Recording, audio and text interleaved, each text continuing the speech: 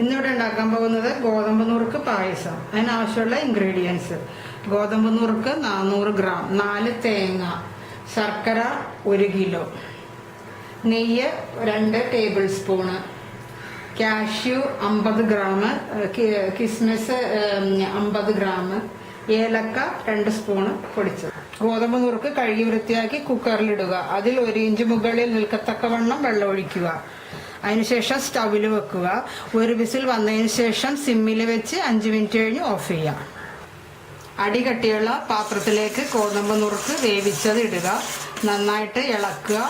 ഒന്ന് തിള വന്നതിന് ശേഷം ശർക്കര ഇടുക. ശർക്കര കല്ലുള്ള ശർക്കര വല്ലതാണെങ്കിൽ പാവ് കാച്ചിയിട്ട് അത് അരിച്ചെടുക്കുക. അല്ലാത്ത ശർക്കര പൊടിച്ചു ചേർക്കുക. തേങ്ങയുടെ പാലെടുത്ത് വെച്ചിട്ടുണ്ട്. ഒട്ടും വെള്ളം ചേർക്കാത്ത 1-ാം പാല്, കുറച്ച് വെള്ളം ചേർത്ത 2-ാം പാല്.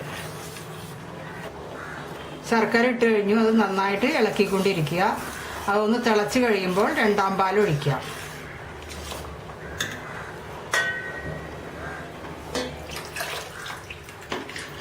അത് നന്നായിട്ട് തിളക്കണം. ഇളക്കിക്കൊണ്ടേ ഇരിക്കണം.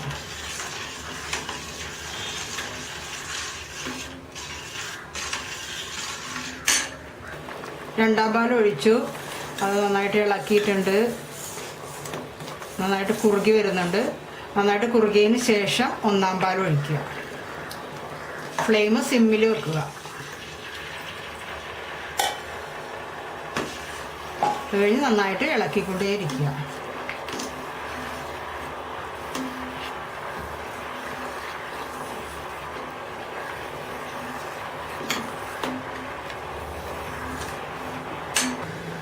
ഒന്നാം പാൽ ഒഴിച്ചതിന് ശേഷം തിളപ്പിക്കാൻ പാടില്ല. പായസം നല്ല കുറുകി വന്നിട്ടുണ്ട്. നമുക്ക് സ്റ്റൗ ഓഫ് ചെയ്യാം.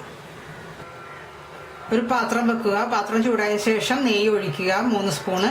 അതിലേക്ക് തേങ്ങാക്കൊത്ത് ചെറുതായിട്ട് മുറിച്ചത് ഇടുക.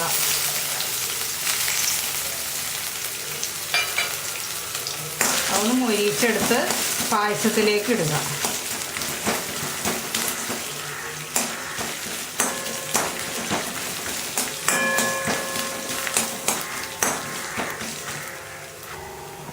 തേങ്ങ നല്ല മൊരിഞ്ഞ് ബ്രൗൺ കളർ ആയിട്ടുണ്ട്. നമുക്കിത് കോരി പായസത്തിലേക്ക് ഇടാം.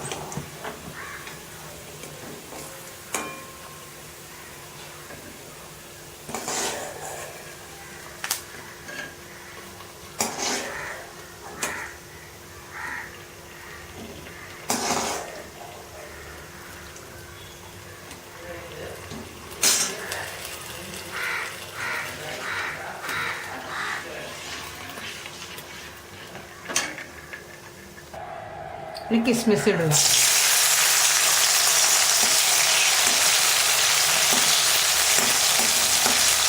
കിസ്മിസ് നല്ല ബോളായിട്ട് വന്നു തുടങ്ങിയിട്ടുണ്ട്.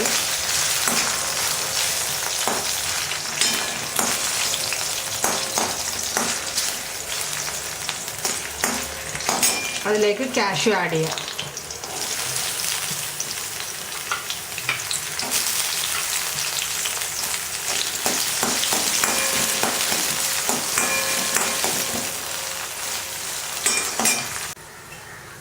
കാഷ്യൂവും കിസ്മിസും നല്ല ബ്രൗൺ കളർ ആയിട്ടുണ്ട്.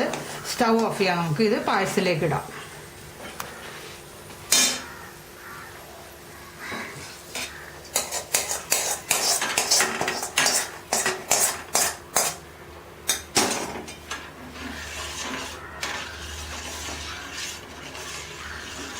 ഇനി ഏലക്ക പൊടിച്ചത് ഇതിലേക്ക് ആഡ് ചെയ്യാം. നന്നായിട്ട് ഇളക്കുക. നന്നായിട്ടെല്ലാം മിക്സ് ചെയ്യുക.